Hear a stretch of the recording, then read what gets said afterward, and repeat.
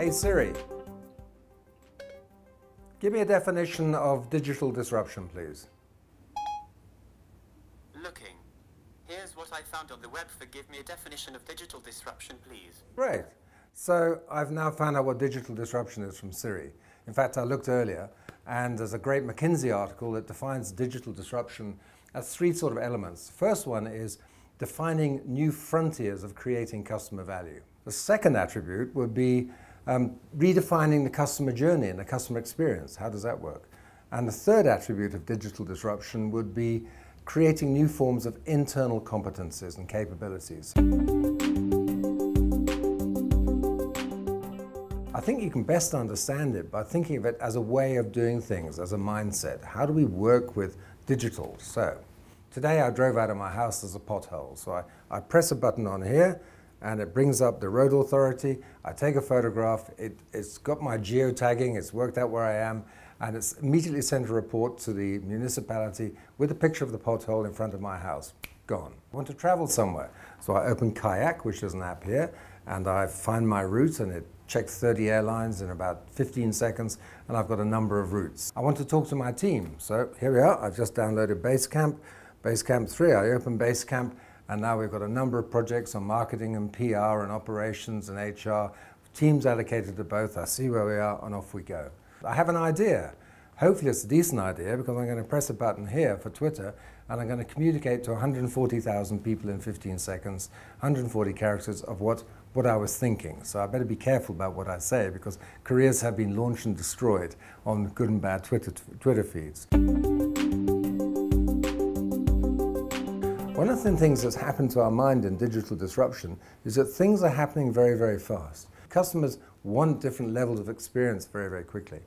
But then we get seduced into speed, as if speed were everything. But if we look inside ourselves, it's not speed we're craving for. It's attention, it's quality, it's emotional connection. So what we can do with digital disruption, we can actually disrupt our lives by becoming unemotional, by becoming smart and clever and quick, and thinking that thinking fast and thinking clever is what life is. If you listen to podcasts by people like Daniel Kahneman or read his books about thinking fast and slow, what we realize is we have this quick computer mind that's coming up that's very smart. But underlying that, there's this mind that's working slowly, progressively, unconsciously. We wake up with epiphanies. And that's a deep mind that also got its own rhythm. Our emotions don't become superficial and fast. The way we connect with each other is deep and slow and progressive. So how do we combine this speedy digital world and this continual human presence we have? And that's a real dilemma in businesses now, because customer experiences are not trivial and superficial. Customers want connection which feels real and authentic. So how do we use digital devices to help that without filling our brains up with digital trivia, like watching our kids lost on their iPads for hours and hours and hours? One of the things that digital allows us to do is actually redefine what we mean by our companies, our competitiveness, even our competitors, and the value we create.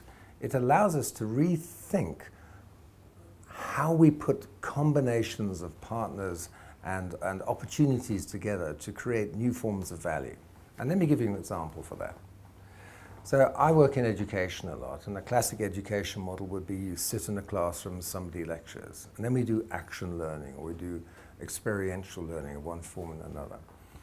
But when we really think about it, knowledge is a commodity now. Like lawyers had this arcane knowledge about precedent and all the books they'd studied. That stuff's there on the internet, it's immediate.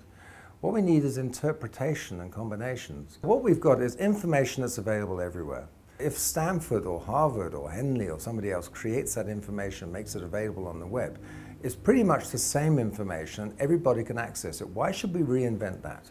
And that means that in the classroom, we're doing a lot more debate and challenging. It's much more open-ended. We're removing certainty and answers, because what we have to do in a digital age, which is moving fast, is see multiple perspectives. We're starting to erode barriers of sort of regional conceptual understandings of the world. We're sharing ideas so much quicker that we can start to understand those. But to understand those, we need to engage with them releasing ourselves from our own preconceptions about what those value systems mean and what those ways of interpreting the world mean. Because in a bigger world which digital brings to us, we actually now have the opportunity to start to make collective decisions about governance. We are facing the destruction of our species. We are facing population growth and pollution challenges, which are the consequences of the way we're doing business. What digital allows us to do is quickly connect with other people so that we can start thinking like them, engage with them, talking to them in a way that they understand, and perhaps starting to share a commonality, which is we are living in one world. How do we make this one world governable and manageable without destroying it? And how do we, in spite of these systems and the alienness of all these different systems, how do we come together to create some form of common understanding and common governance?